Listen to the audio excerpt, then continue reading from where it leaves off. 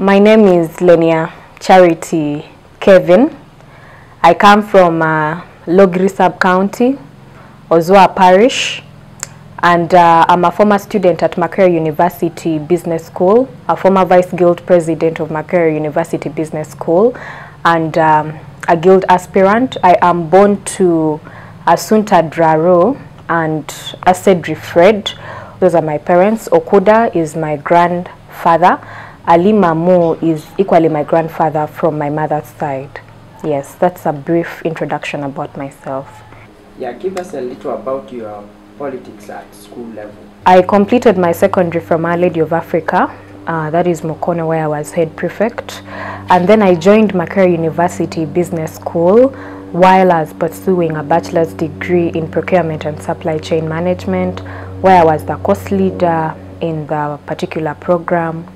From course leader, I went to GRSC, and then from GRSC, that's when I went to Guild Vice President. I was appointed by the Vice President by then, and who was National Unity Platform as National Unity Platform, and later ran for Guild President in the same institution. I equally emerged as the flag bearer of National Unity Platform. I want to correct something on that part. Most of our reporters have been using really very harsh words of Lenia dumped the party, Lenia abandoned the party, just like you said. No, neither did I dump, or neither did I run away from the party, just like people would think. To me, I believe that here and there, our ideologies and what we believe and the principles that we believe in differ as we grow. It depends. To me, it was a transition, but of growth.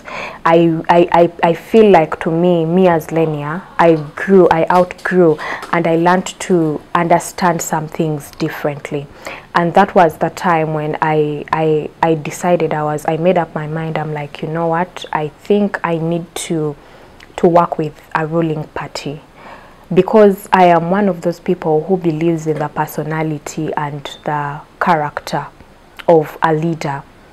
I'll give an example. This is not a justification, no. You'll find that there are leaders who are in NUP, I'll use corruption, but they're equally corrupt. You'll find their leaders in NRM who are doing right, but they are never recognized, right? So for me, it doesn't really come to party affiliation. It still comes back to my character and my personality as a leader. Either way, to me, I feel like working with the government itself is more helpful to the community, because it is easy to coordinate with the government that is already there to bring service delivery to your community. Still, it goes back to the characteristics and the personality of a leader.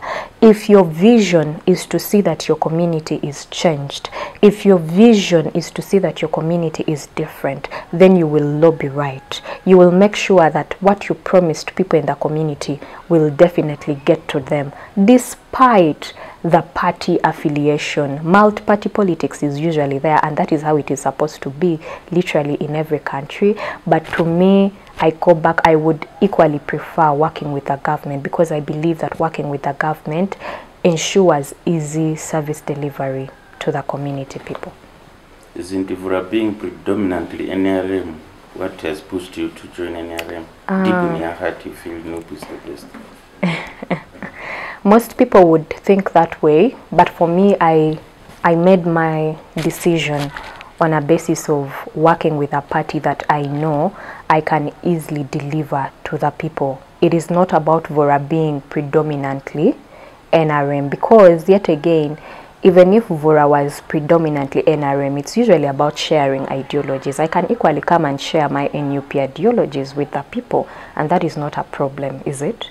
But then to me is, I really need to me, it has been about the passion to change Vurra. It has been to lobby for Vurra.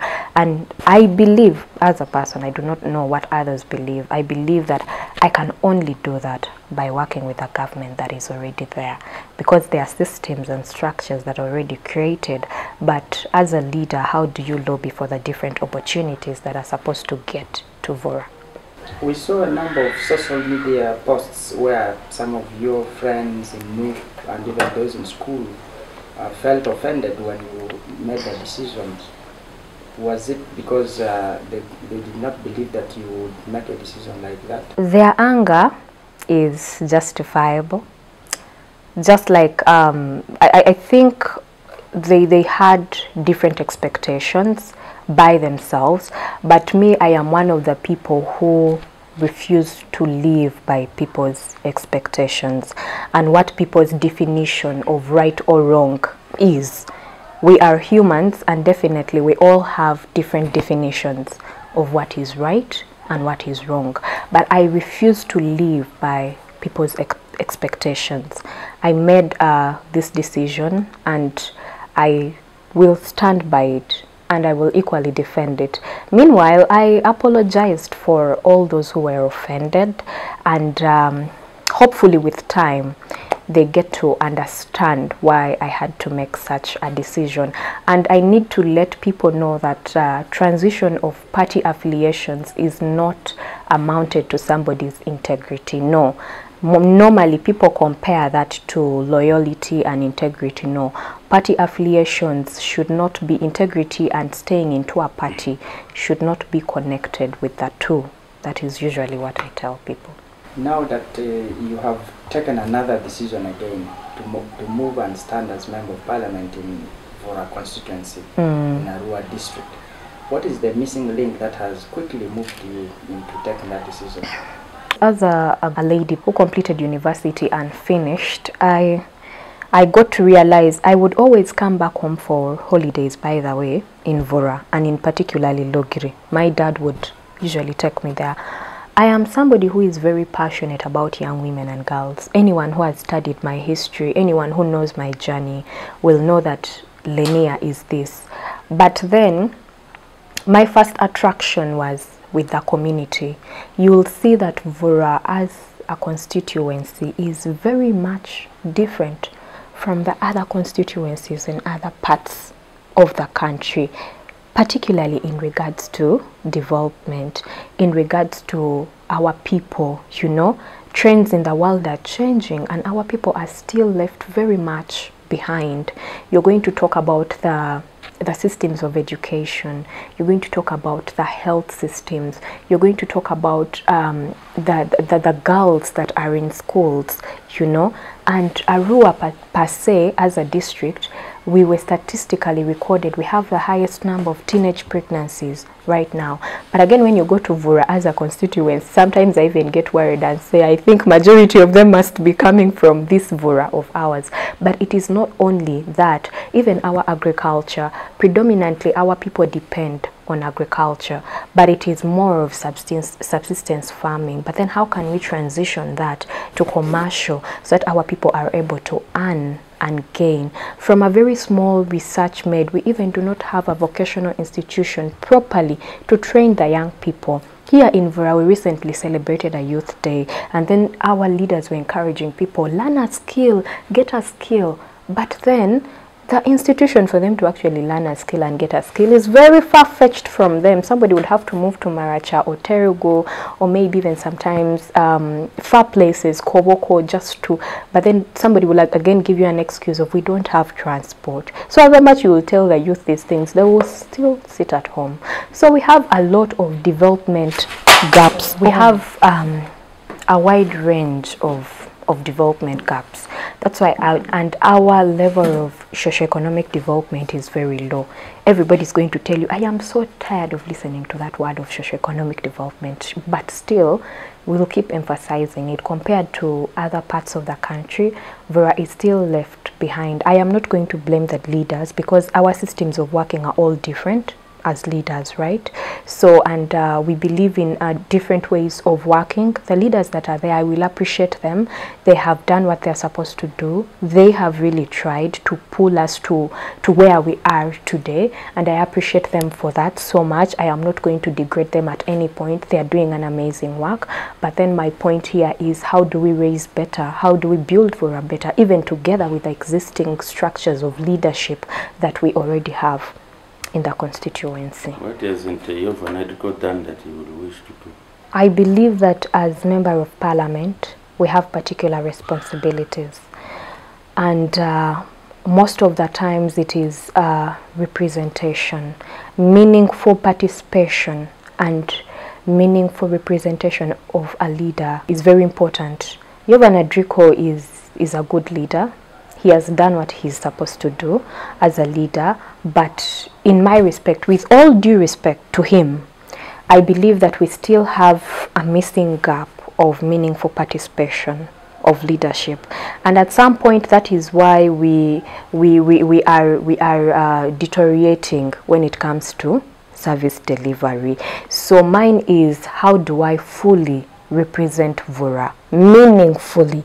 How do I fully let constituency members in about what government decides? Because mine is acting as a voice for them, collecting whatever they say, collecting their needs, and making sure that we present them to the required ministries, right? But then all this needs proper participation of a leader. All this needs proper representation. Extreme and intensive representation and participation of a leader is very important. If you look at the aspect of already work done, you have been doing something, you know, to empower the girl child. What were the motivational factors behind this, and how do you intend to continue this community work? I think I've worked with community my whole life, I would say, and I started up an organization when I was like 18 years. It should have been in my senior 6th vacation, but right now we call Upright Inspired Youth Foundation. Back then we would simply just teach girls how to make reusable pads and all that. Then we recently dived into skills training of Vaseline making and liquid soap. But for me, I would even want something much better for the community. Let Vurra girls, I know these things are already there. How do I intend to continue with this? For me, you know, I believe that when you've done civic leadership, when you've done NGO work, you get to automatically transition to political leadership and governance, because you want to represent your people. Because every time you're with the community, you always hear complaints.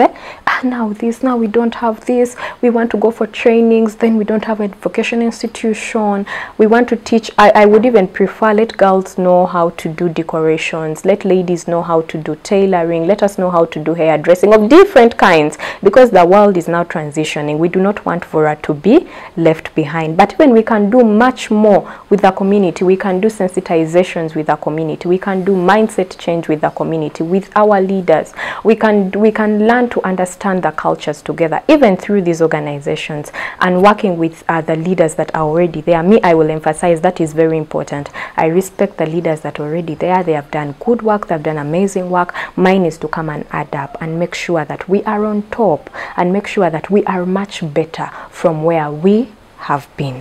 How have you planned to compete with men who are predominantly believed to be holding this position, and financial capacity has also been another issue that drives our politics? Let me say monetization of politics.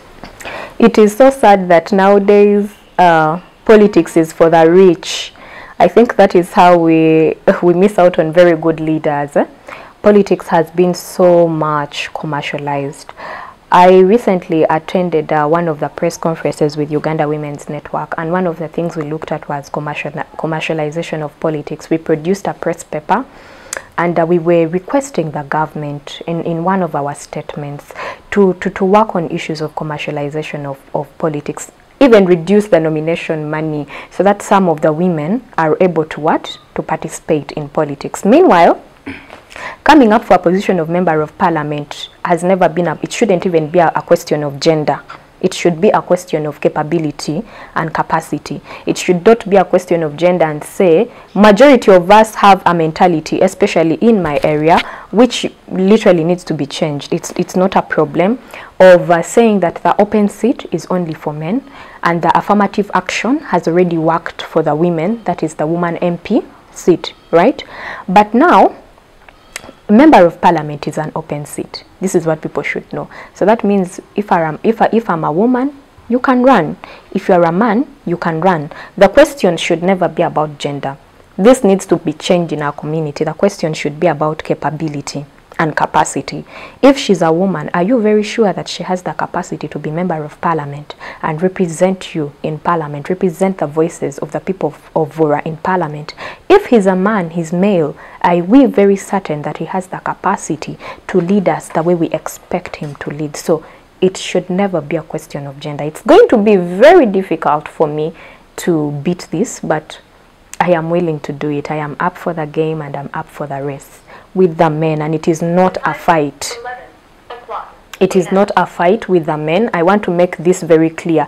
Every time people are asking me, Lenia, you're competing against this man. No, we are not competing against each other. We are competing for the position that is there, and that is member of parliament. I am not competing against anyone. That is why I want to have these people all as comrades. I want to have these people all as colleagues, because we can work together. By the time somebody comes for a leadership position, that means they're intelligent. They have the brains to put something on table. So I would love to work with all of them as comrades. So I am not competing against them. No, I don't want that statement. I am competing for the position that is there, and that is to represent the people of Vurra in parliament.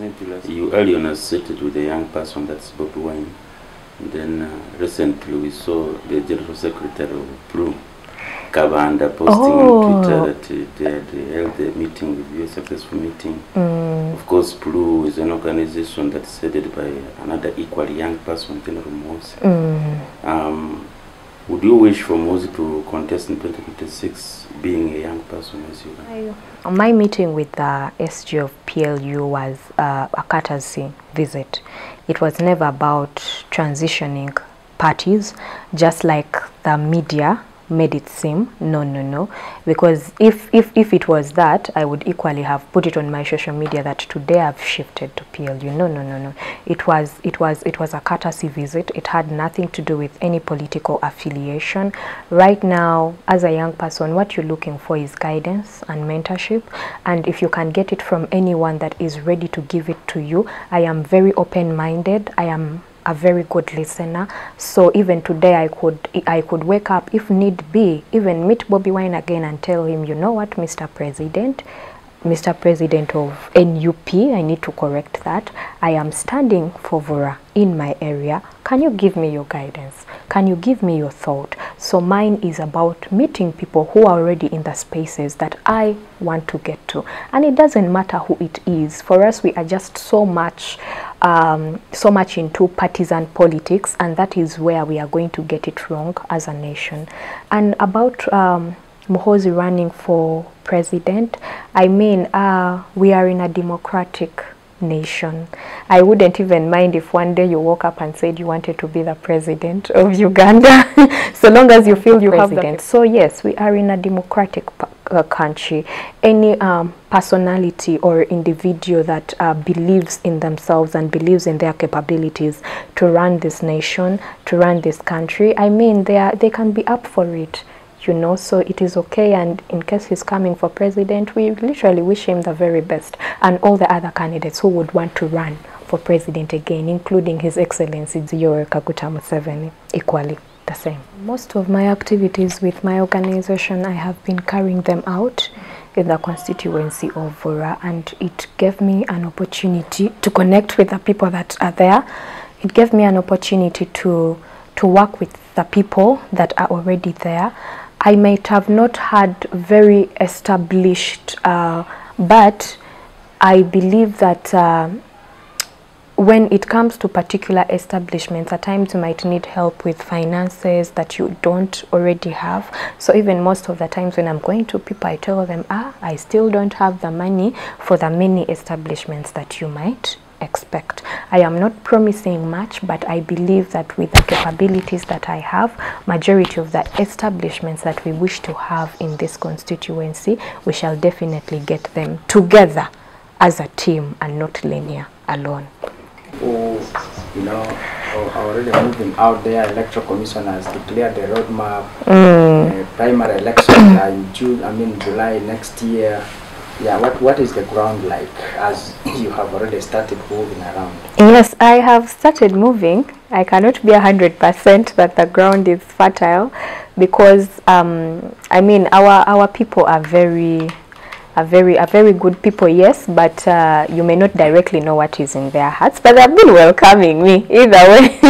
Majority of the times when I go, it's about happy faces, welcoming me, it's about guiding me, because I've been meeting the elders. I was okay, Lenia, this is how you're now going to run this place, this is how you're going to run this place.